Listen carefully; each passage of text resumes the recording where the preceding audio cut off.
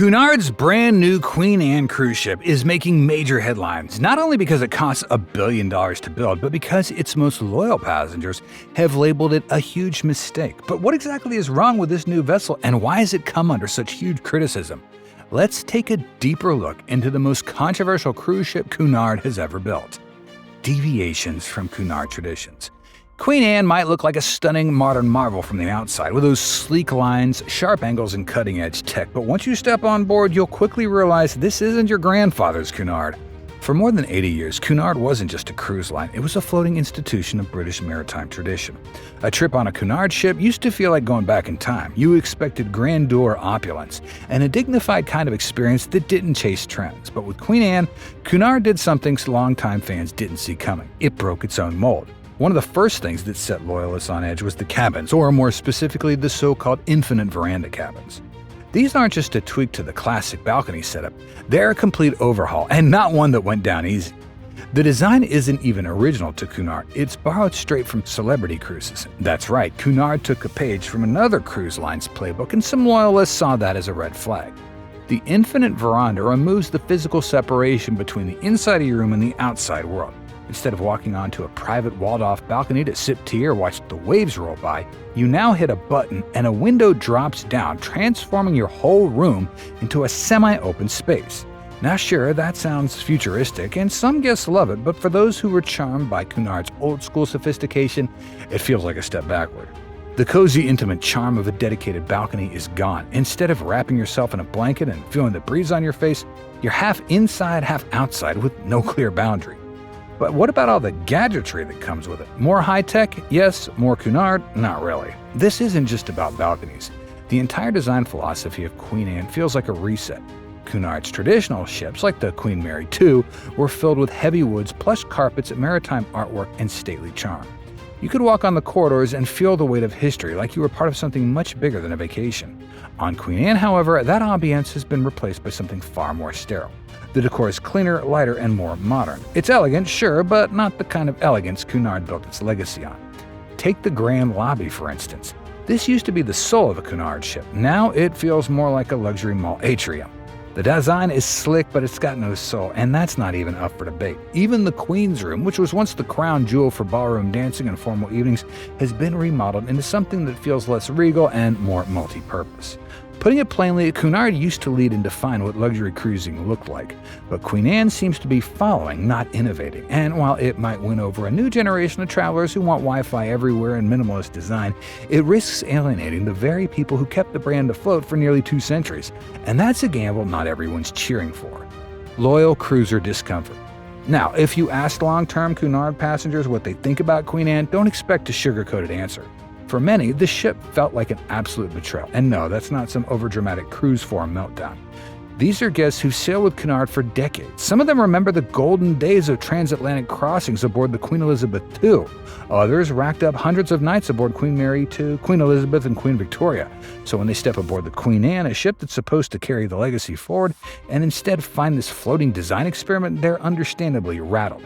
Let's start with the size. Queen Anne can carry almost 3,000, making it the biggest ship in Cunard's fleet, and you feel every bit of that when you're on board. However, the quiet, unhurried atmosphere Cunard was known for is harder to find now. Common areas fill up quickly, and finding a peaceful corner to sip tea or read a book suddenly requires strategy. Bars and lounges that used to be havens of calm have become hotspots for overcrowding, with guests reporting long waits for drinks and tables.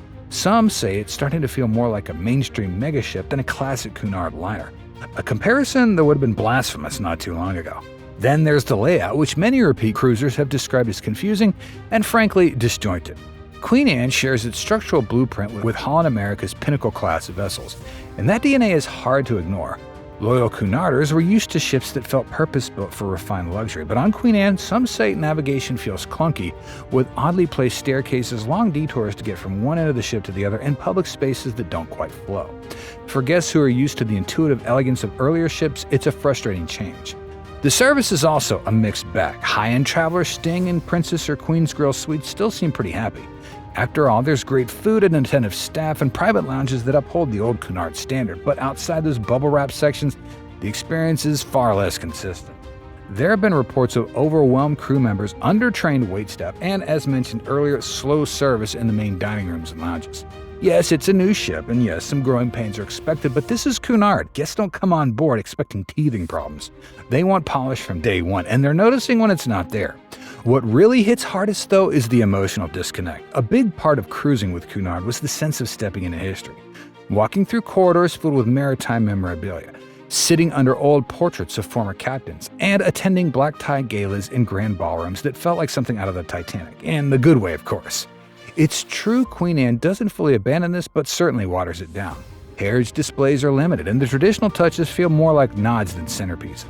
For many longtime guests, it's the soul of the ship that has been trimmed away to make room for modern appeal. So, while Queen Anne might wow newcomers with sleek lines and tech upgrades, for Cunard loyalists, it's not enough. It's not that they don't appreciate progress, it's that they don't want it to come at the cost of everything that made Cunard special. And right now, that's exactly how it feels for many devoted cruisers. But speaking of innovation and tech upgrades, let's take a more detailed look at Queen Anne's design. New features and design. So, Queen Anne was supposed to be the future of Cunard, sleek, luxurious, and packed with new ideas to keep up with the changing trends. But the question that keeps coming up is, at what cost? From the moment you step on board, you can tell the ship wasn't designed for the typical Cunard loyalist. It's modern, it's shiny, and it's clearly aimed at younger travelers who probably couldn't care less about what cruising looked like in the 50s. Now, let's talk about features. On paper, they look impressive. The ship has multiple specialty restaurants that include everything from Indian street food to high-end Japanese cuisine. There's also a Mediterranean restaurant and new upscale steakhouse called Sir Samuel's that's already becoming one of the more talked about spots on the ship.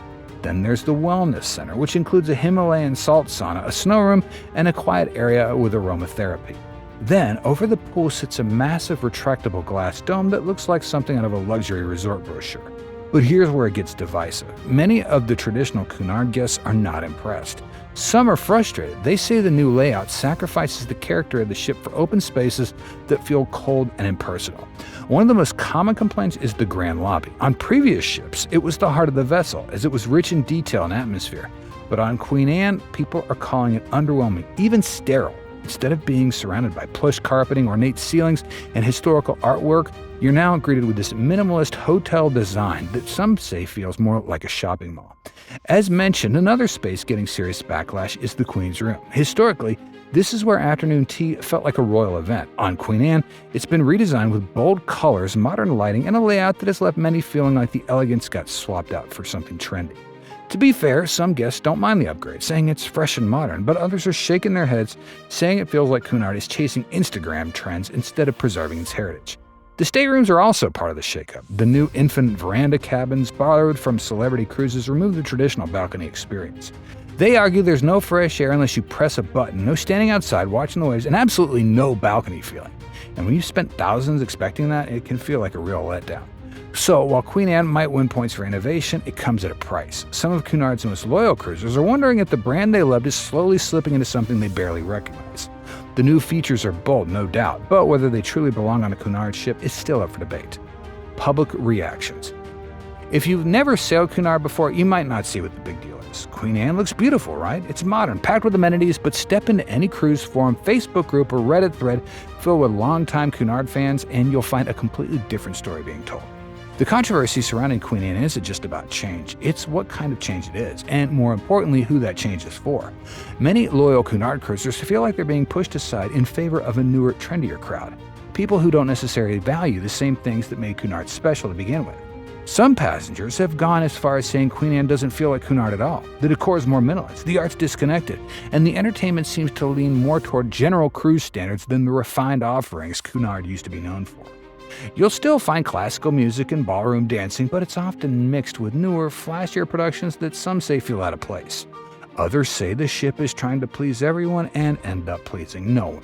Service is another area getting mixed reviews. Some praise the crew as warm and attentive, especially in the high-end Princess Grill and Queen's Grill areas, but others have noticed inconsistent service, especially in the larger dining rooms and casual venues.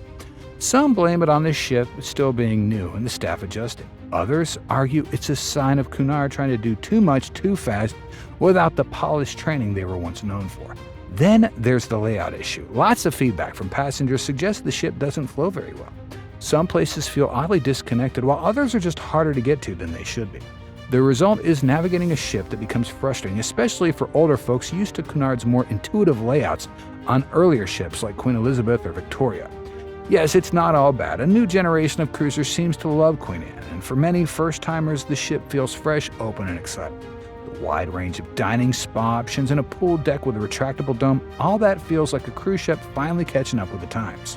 For these guests, Queen Anne is not a betrayal of a tradition. It's a much-needed breath of fresh air.